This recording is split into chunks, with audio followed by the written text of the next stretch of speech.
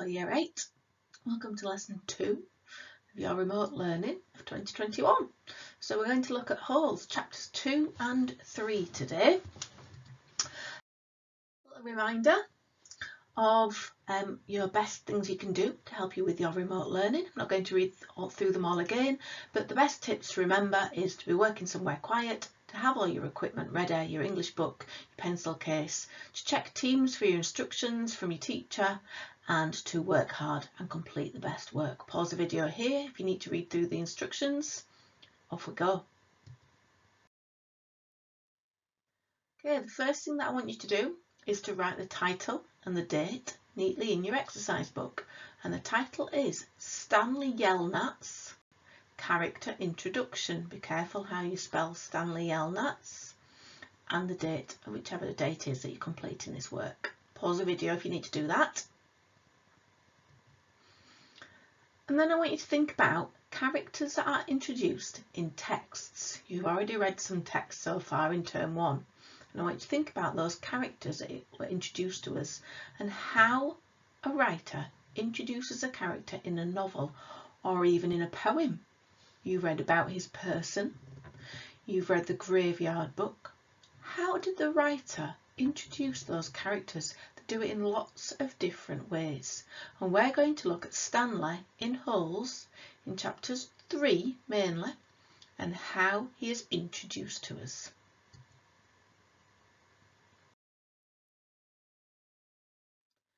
So first of all, how can a writer introduce a character to us? What can they tell us about it?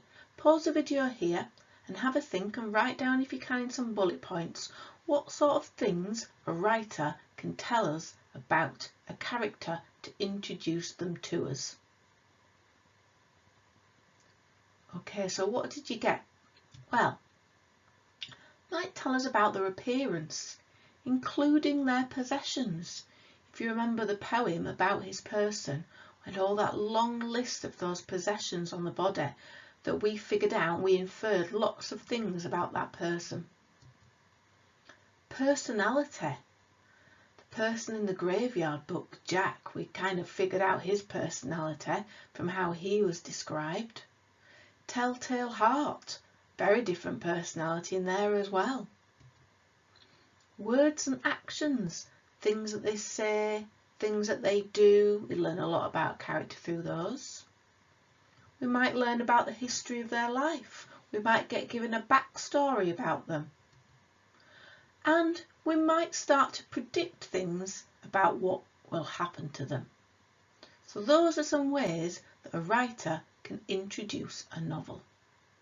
So we're going to now read chapter 2, which is very, very short. And then we're going to read chapter 3, which is a little bit longer. It's entirely up to you how we do this. I will read the chapters that come up on the screen. So you can either mute my voice if you wish, I won't be offended. You can listen and follow as we read, or you can just listen to my voice. It's up to you. But chapter 2 is coming up on the screen now. The reader is probably asking, why would anyone go to Camp Green Lake? Most campers weren't given a choice. Camp Green Lake is a camp for bad boys. If you take a bad boy and make him dig a hole every day in the hot sun, it will turn him into a good boy. That was what some people thought. Stanley Yelnats was given a choice, the judge said. You may go to jail or you may go to Camp Green Lake. Stanley was from a poor family. He'd never been to camp before. Okay? And now we're going to move on to chapter 3. And what I'd like you to do when we look at chapter 3 is I'd like you to think about that list of what we've got on the screen now. Stanley, how are we introduced his character?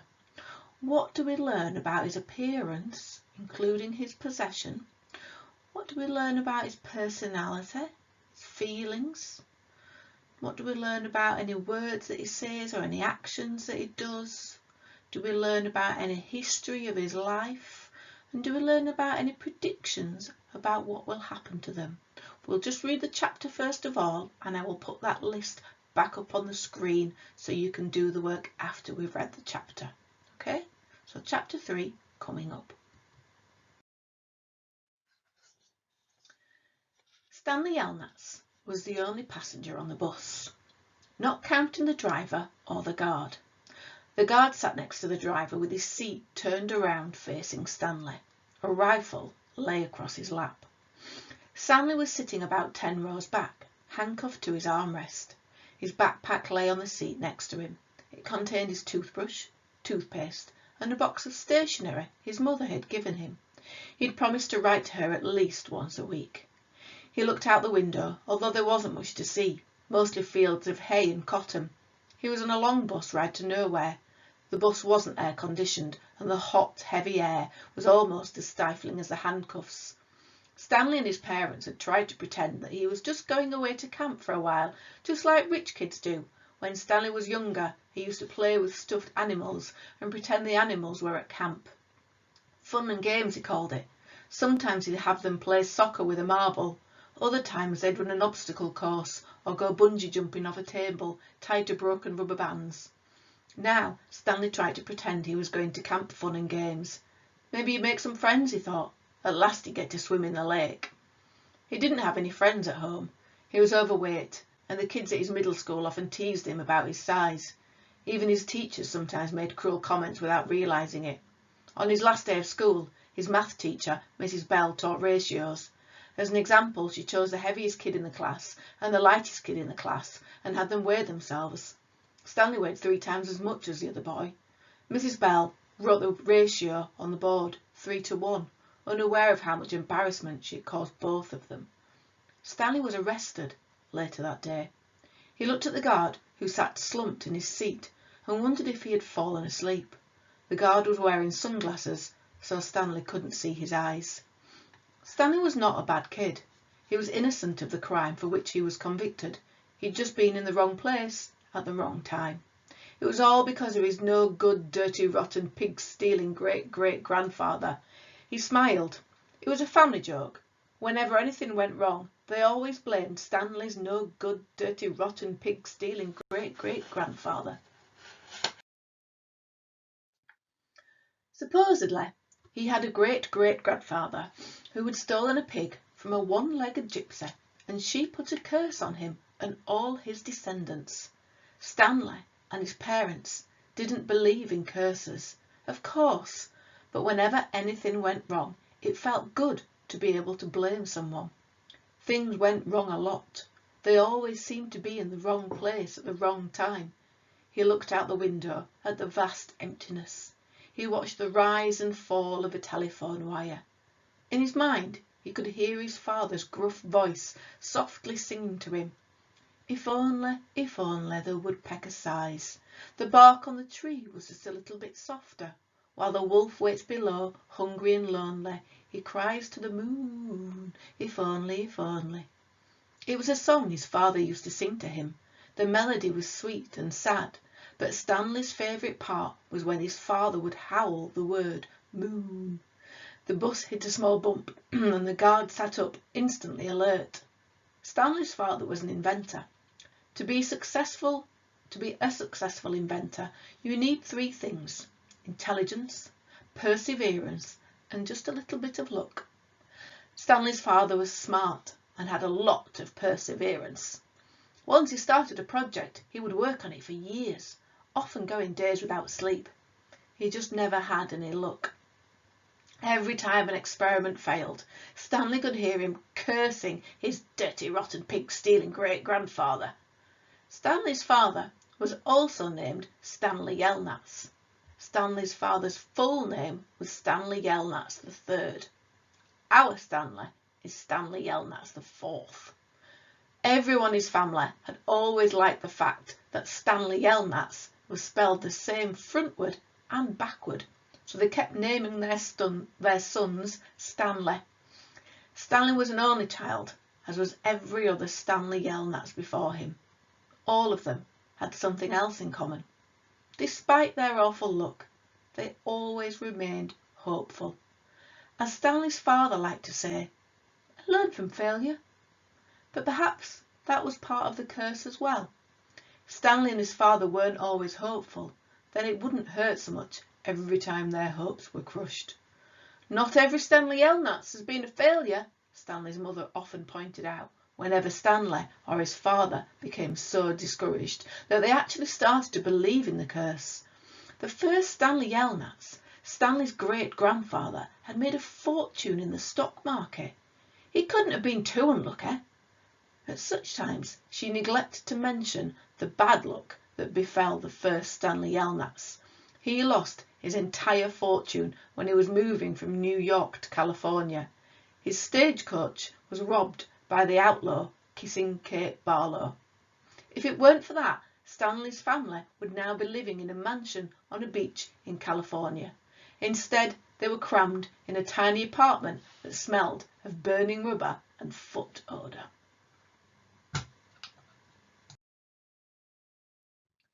If only, if only. The apartment smelled the way it did because Stanley's father was trying to invent a way to recycle old sneakers. The first person who finds a use for old sneakers, he said, will be a very rich man. It was this latest project that led to Stanley's arrest. The bus ride became increasingly bumpy because the road was no longer paved. Actually, Stanley had been impressed when he first found out that his great-grandfather was robbed by Kissing Kate Barlow. True, he would have preferred living on the beach in California, but it was still kind of cool to have someone in your family robbed by a famous outlaw. Kate Barlow didn't actually kiss Stanley's great-grandfather. That would have been really cool, but she only kissed the men she killed. Instead, she robbed him and left him stranded in the middle of the desert. He was lucky to have survived, Stanley's mother was quick to point out. The bus was slowing down. The guard grunted as he stretched his arms. "Welcome to Camp Green Lake," said the driver. Stanley looked out the dirty window. He couldn't see a lake, and hardly anything was green. So, what have we learned about Stanley's character? What I would like you to do now, Year 8, is to pause the video and to complete the table, or to draw the table first of all in your exercise book. And I would make sure that you do this on a full page or as near to a full page as possible. Okay, and the biggest section that you need will be the ideas bit. Okay, you need to fill in this column first of all that's got the bullet points that we've looked at already. So the character feature, the appearance including possessions, personality, words and actions, history of his life, and predictions about what will happen to him. And all you will need to do is just to include some little ideas about, so what possessions do we spot, what words can we put about personality, what kind of words or actions, what bits of history about his life, and what prediction can we make about what happens to him. Can we pick out a little bit of evidence from the text? Can we find a quotation? Don't worry if you can't get one for every single one, but try if you can. And then, what does that make us think about him? What does that make us think about Stanley? So if he's got those possessions on him, what can we infer? If he's feeling that, then what can we infer about him? If that's his history of his life, what does that tell us about him? Okay, you might struggle with the ideas about the predictions. Okay, so don't worry about that. So pause the video and see if you can complete that table as much as you can. Okay, and then we'll have a look and see if your ideas match mine.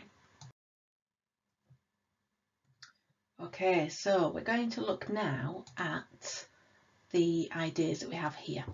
So you might have some different ideas, and that's absolutely fine. Don't worry about it, Year 8. But I just want you to think about, have you got any similar ideas to mine? You can steal some of my ideas if you want. If you've missed any out, feel free to steal them and add them to your own ideas. So, appearance including possessions. There was his toothbrush and toothpaste. There was pen and paper as well. And I chose to jot down the pen and paper that he had to write to his mum. And I chose the quotation as well, a box of stationery to his mother had given him. Notice it's the E in stationery, okay, not an A. So, what does this suggest about him? Well, if he's taken a pen and paper, to Camp Green Lake suggests he's got a very close relationship with his parents because he's going to write to them every week, and that he'll miss her when he's away because he wants to send some letters to them. Personality. What kind of personality he's got? He's not very loud, he's not very brash. I think he's quite quiet because he doesn't have any friends at home. That's what it tells us. Certainly doesn't have any friends at school because he's bullied and he's kind of picked on because of his weight.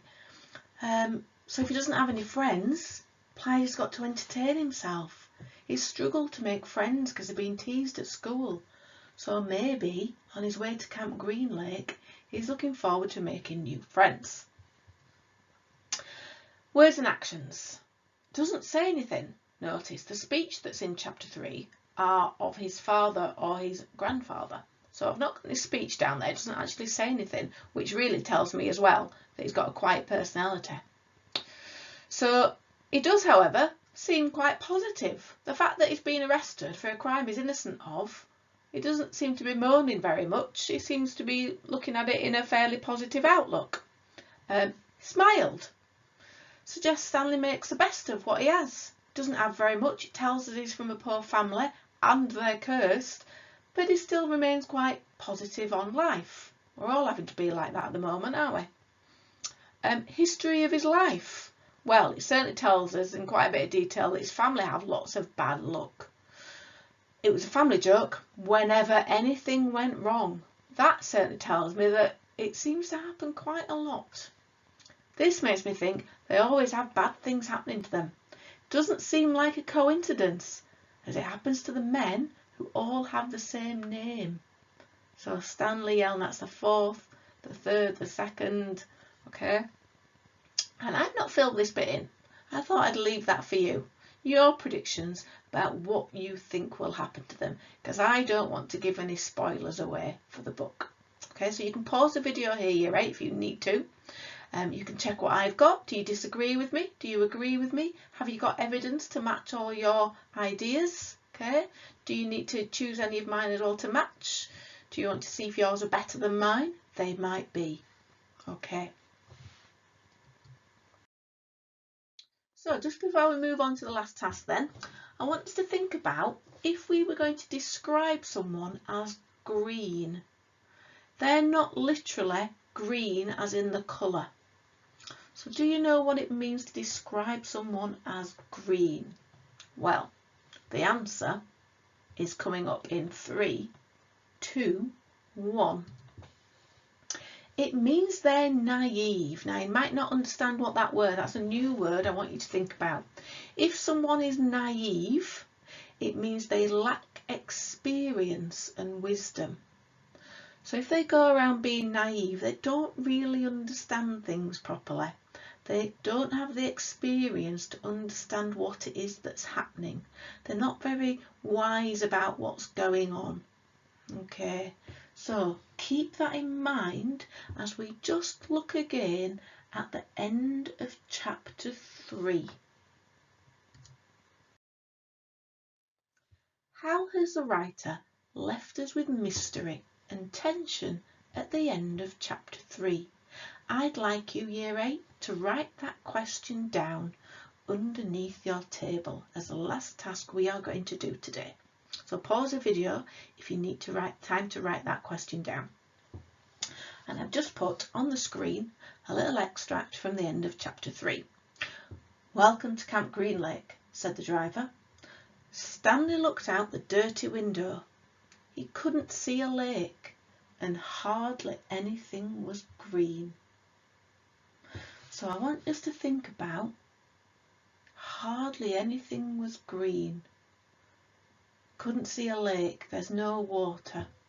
He's arrived at Camp Green Lake. Hardly anything was green. Just explained that green can mean naive and lacking in wisdom. Okay, so I'm going to want you to pause the video, and I want you to see if you can think about how has the writer left us with mystery and tension at the end of chapter 3. Okay, there's no wrong answer for this. I just want you to think about what you did in term 1, mystery and suspense. Can you come up with your answer to that question? Okay, pause the video because I will be revealing my answer. Okay, so what did you get? This is what I thought of. See if your ideas are anything like mine. The writer leaves us with a sense of mystery at the end of chapter 3 because it suggests Stanley doesn't know what he's getting himself into. He's gone prepared with his stationery and toothbrush as if he's just going to serve time for a crime he hasn't committed and leave. However, the fact that he can't see a lake implies Stanley doesn't really understand what is ahead, and hardly anything was green implies Stanley is the only green thing, as he is innocent and naive. He is not aware of the trouble that lies ahead. Okay, so check your answer. See if you've used any of those sentence stems on the previous page, any of that key vocabulary. Okay, year 8. And see if your paragraph includes any of my ideas.